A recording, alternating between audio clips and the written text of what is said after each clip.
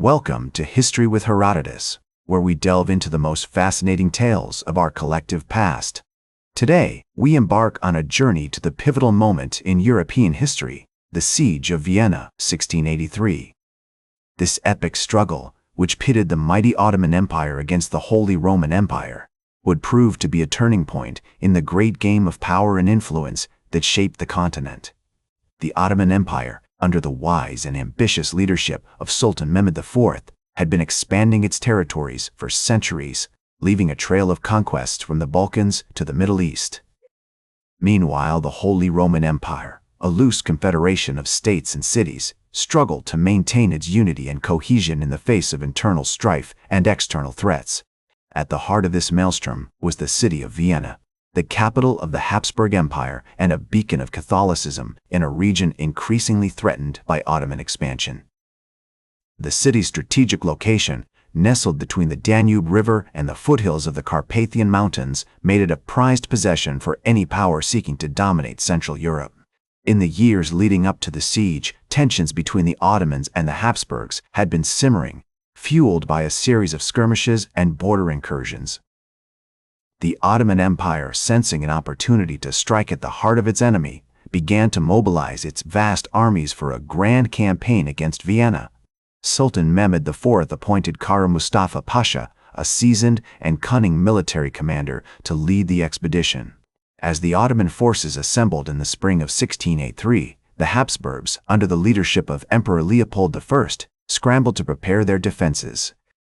The city of Vienna, with its medieval walls and narrow streets, was ill-equipped to withstand a prolonged siege, and the emperor knew that he had to act swiftly to bolster his forces and rally his allies. In the midst of this gathering storm, a figure emerged who would play a crucial role in the events that were about to unfold. Count Ernst Rüdiger von Starhemberg, a grizzled and experienced military commander, was appointed to lead the defense of Vienna. Von Starhemberg, a native of Austria, had spent years fighting against the Ottomans and knew their tactics intimately. He set about strengthening the city's defenses, repairing walls, and stockpiling supplies, even as he worked tirelessly to rally the city's inhabitants for the impending battle. As the summer of 1683 wore on, the Ottoman army, a vast and colorful host of janissaries, sipahis, and other troops, began its march towards Vienna. The Sultan's emissaries, meanwhile, fanned out across Europe, seeking to undermine the Habsburgs' alliances and isolate them from their potential supporters. As the Ottoman army approached Vienna, the city's defenders, led by Count Ernst Rüdiger von Starhemberg, braced themselves for the impending siege. On July 14, 1683, the Ottomans arrived at the city gates, and Kara Mustafa Pasha, the Ottoman commander, sent a messenger to Emperor Leopold I demanding the city's surrender. The emperor, however, was resolute in his determination to defend Vienna, and he refused the Ottoman ultimatum. The siege began in earnest on July 15, 1683, as the Ottomans launched a series of attacks against the city walls. The defenders, numbering around 12,000 soldiers and 5,000 armed civilians, fought valiantly, but they were vastly outnumbered by the Ottoman army, which boasted over 150,000 troops.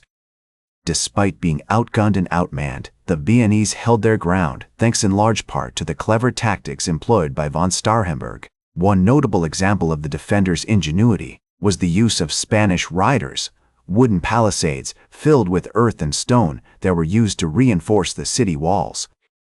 These makeshift barriers proved effective in absorbing the impact of Ottoman cannon fire, allowing the defenders to maintain their positions and return fire against the attackers.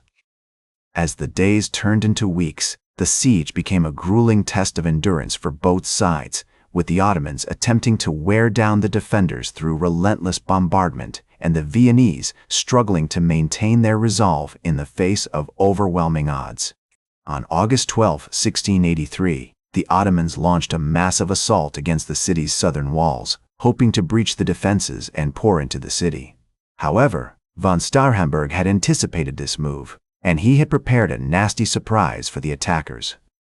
As the Ottomans approached the walls, they were met with a hail of gunfire and a barrage of incendiary bombs, which set their own siege engines ablaze. The attack was repelled, but not without great cost. The defenders suffered heavy casualties, and the city's walls were badly damaged. As the siege dragged on, the situation within the city grew increasingly desperate. Food was scarce, and disease began to spread among the population. Morale began to sag, and there were rumors of traitors within the city who were secretly collaborating with the Ottomans. In this atmosphere of fear and suspicion, von Starhemberg's leadership proved crucial in maintaining the defenders' spirits. As the defenders of Vienna clung to their battered walls, a sense of desperation began to creep into their minds. The Ottoman army, though frustrated by its failure to breach the city, remained a formidable force, and it seemed only a matter of time before they would finally succeed in overwhelming the Viennese. However, on September 12, 1683, a dramatic turn of events occurred that would change the course of the siege forever. A relief army, led by the Polish king Jan III Sobieski, arrived on the outskirts of Vienna, its presence a beacon of hope for the beleaguered defenders. The Polish army, numbering over 18,000 troops, had marched for days to reach Vienna, driven by a sense of duty and a desire to thwart the Ottoman advance into Europe. As they approached the city, they were met with a mixture of excitement and trepidation by the defenders, who had grown weary of their long ordeal. Sobieski, a seasoned military commander, quickly assessed the situation and devised a plan to attack the Ottomans from the rear, hoping to catch them off guard and shatter their siege lines. The battle that ensued was fierce and chaotic, with both sides suffering heavy casualties. However, the combined forces of the Polish relief army and the Viennese defenders ultimately proved too much for the Ottomans, who were forced to retreat in disarray.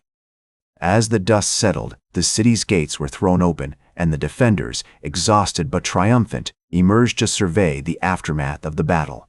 The Ottoman army, once so confident and formidable, had been defeated, and Vienna was finally free from its grip.